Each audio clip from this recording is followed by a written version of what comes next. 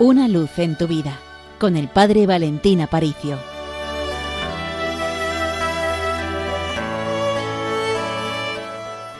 Querida familia de Radio María, feliz día del Padre, feliz día de San José y feliz día también a todos los sacerdotes, porque San José es patrón de los seminarios, de aquel que está cuidando no solo de la Iglesia, sino de aquellos que se están preparando para un día desempeñar el ministerio sacerdotal.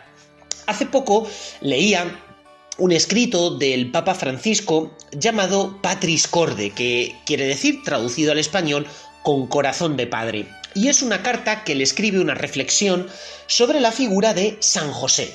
Y había dos rasgos de la personalidad, de la espiritualidad de este santo que me ayudaban profundamente. El primero es ver en San José a alguien reconciliado con su propia historia. Y decía el Papa: muchas veces ocurren en nuestra vida hechos cuyo significado no entendemos. Efectivamente, no hace falta poner muchos ejemplos.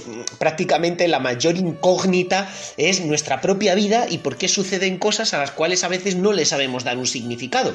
Y decía el Papa, nuestra primera reacción es a menudo de decepción o de rebelión. Pero José deja de lado sus razonamientos para dar paso a lo que acontece. Y por más misterioso que le parezca, lo acoge, asume la responsabilidad y se reconcilia con su propia historia. Pero qué impresionante es esta idea. Mirad, si no nos reconciliamos con nuestra propia historia, siempre vamos a ser prisioneros de nuestras expectativas y de las consiguientes decepciones.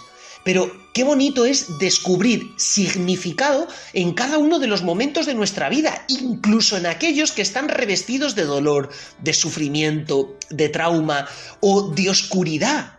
¿Por qué? Porque nuestra vida no es eso, nuestra vida es una historia más grande, nuestra vida tiene un significado más profundo y vista desde Dios, incluso los momentos que para nosotros no tienen sentido, vistos desde Dios, insisto, tienen sentido. Por eso reconcíliate con tu propia historia. Tantas cosas que le sucedieron a San José, él no las entendía.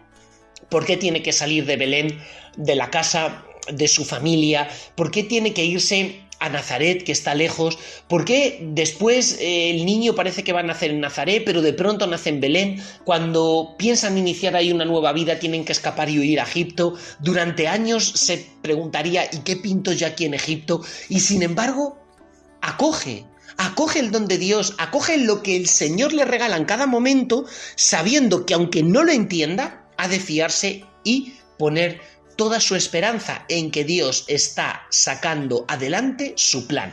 Y no simplemente acoge la propia historia, esto sería el primer paso, sino que el Papa dice de él que tenía una gran valentía creativa. ¿Qué quiere decir esto?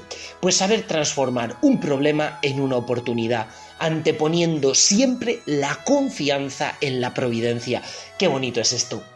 Para nosotros los problemas nos bloquean, pero para San José eran trampolines que le empujaban más adelante. ¿Que sale un edicto del emperador Augusto? Pues yo no veo un problema, es más, veo una oportunidad. Fíjate, mi hijo va a nacer en Belén, de donde proviene la estirpe de David, de donde provienen los reyes de Israel. Impresionante, es decir, a veces precisamente son las dificultades las que sacan a relucir aspectos positivos de nosotros que ni siquiera pensábamos tener o que ni siquiera pensábamos que la voluntad de Dios iba a pasar por ello. Es decir, confío en que mi vida está en unas manos y en unas fuerzas superiores que son las de Dios, que siempre logra salvar lo que es importante, aunque a veces yo no lo vea en un primer momento. Es decir, San José sabe que detrás de cada obstáculo se esconde una oportunidad. Pues querida familia de Radio María, recibid una bendición enorme de parte del Seminario Mayor de Toledo y recordad, con los pies en la tierra pero con el corazón en el cielo.